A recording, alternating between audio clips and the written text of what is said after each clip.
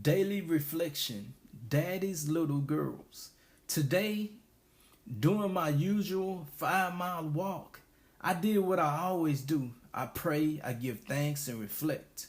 As I walked, my thoughts turned to the years I lost with my children.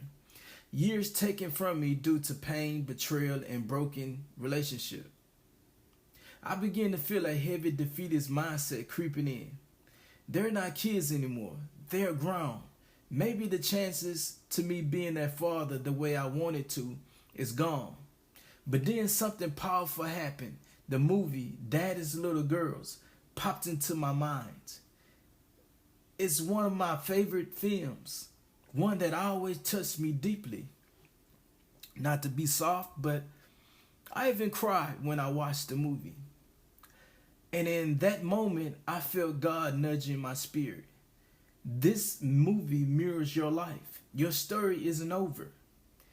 And just like in the film, you will meet your Julia. I don't know how or when, but I believe restoration is coming. Whether it's with my children, a new relationship, or in purpose.